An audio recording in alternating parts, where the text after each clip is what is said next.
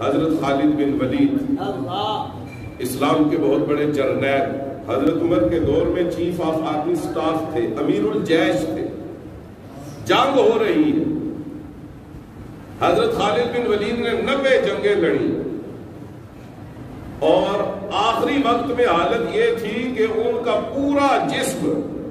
سر سے لے کے پاؤں کے تلوے تک جسم کا کوئی ایک حصہ بھی ایسا نہیں تھا جس کے اوپر تیر یا تلوار کا زخم نہیں، انگوٹھے کے برابر بھی جسم سلامت نہیں تھا۔ جتنی جگہ پہ ہم انگوٹھا لگاتے ہیں اتنی بھی جگہ جسم کی ایسی نہیں تھی جس کے اوپر زخم نہ ہو، ہر جگہ پہ زخم تھا۔ تو حضرت خالد بن ولید حضرت عمر کے دور میں دوران جنگ اسلامی لشکر کی قیادت کر رہے ہیں۔ حضرت عمر کی عدالت میں خالد بن ولید کے خلاف ایک بندے نے مقدمہ دائر کیا، مقدمہ جو بھی تھا سچا تھا یا جھوٹا۔ جیسے ہی مقدمہ آیا حضرت عمر نے خالد بن ولید کو خط لکھا، اور خط میں کیا لکھا کہ آپ کے خلاف میری عدالت میں مقدمہ آیا ہے، لہذا جب تک یہ ہے ریاست مدینہ،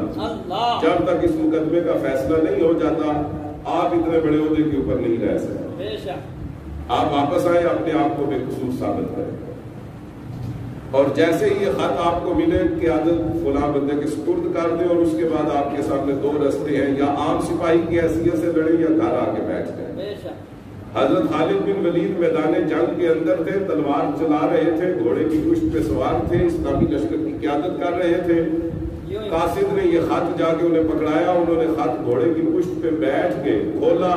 پڑھا، اور جیسے ہی پورا خط سمجھ گئے آپ نے خط کو جیب میں ڈالا، گھوڑے کی پشت سے نیچے اترے،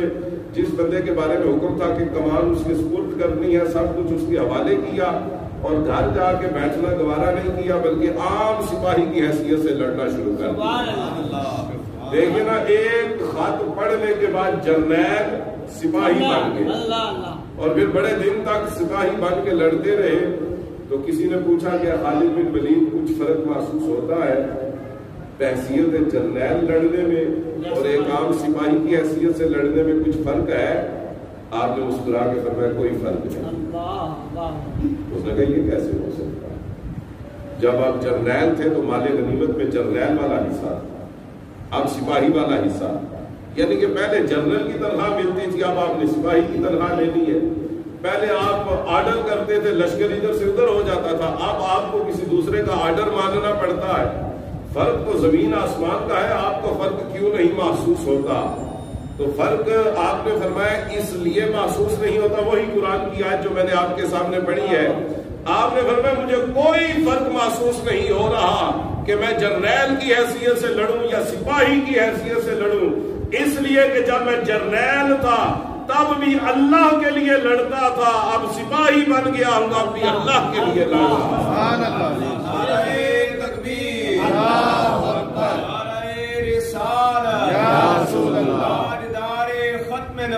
زندہ آباد، زندہ آباد، ختم نبوت، زندہ آباد، زندہ آباد، اہل سنت، زندہ آباد۔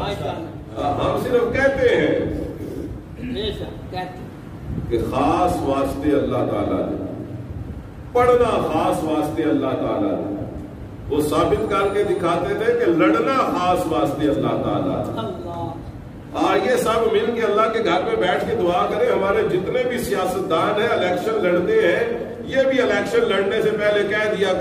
کریں کہ لڑنا خاص واسطے اللہ تعالیٰ نے، کہ اللہ کی رضا کے لیے، عوام کی خدمت کے لیے میدان عمل میں آ رہا ہوں۔ پھر میرے محترم سامعین، پھر ہماری علماء کی بات سچ ثابت ہوتی ہے کہ سیاست پھر سیاست نہیں رہتی، عبادت کے اندر تبدیل ہو جاتی ہے۔